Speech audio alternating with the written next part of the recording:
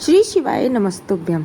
शनिवार के दिन पड़ने वाले प्रदोष व्रत को शनि प्रदोष कहते हैं और शनिवार के दिन अगर प्रदोष पड़ता है तो यह शनिदेव और माता पार्वती शिव जी दोनों को ही समर्पित होता है।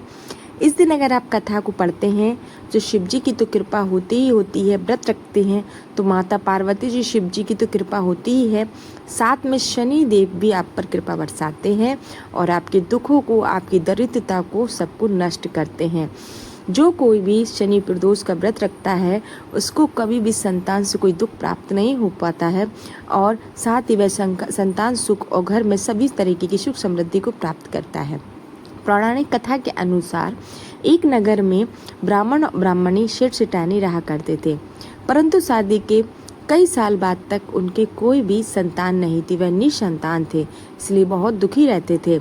एक दिन उन लोगों ने सारा अपना जो घर द्वार है वह नौकरों को सौंप दिया और दूर हिमालय चले गए। चलते चलते उनको एक तपस्या करते हुए ऋषि मुनि मिले।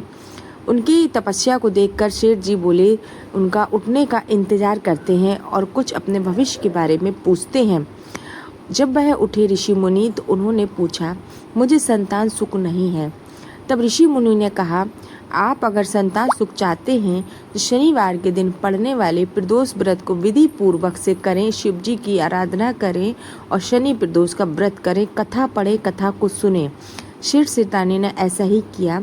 शनिवार का प्रदोष जब आता, जब वह व्रत करते, कथा को पढ़ते, विधि पूर्वक प्रदोष काल में शिवजी माता पार्वती जी की पूजा करते हैं और व्रत का पारण करते हैं। इसी तरह दोनों लोगों ने पूरे भाव से, पूरी श्रद्धा से इस विश्वास को किया, विश्वास के साथ इस व्रत को पूर्ण किया, जिससे उनको एक बहुत ही गुणवान और संतान की प्राप्ति हुई, जो कि बहुत ही अच्छा और जो पुत्र था बहुत ही गुणवान था। तो जो कोई भी इस कथा को पढ़ता है, सुनता है, उसके ऊपर महादेव और शनिदेव दोनों की कृपा बरसती है। ओम नमः शिवाय। श्री शिवाय नमस्तुभ्यम।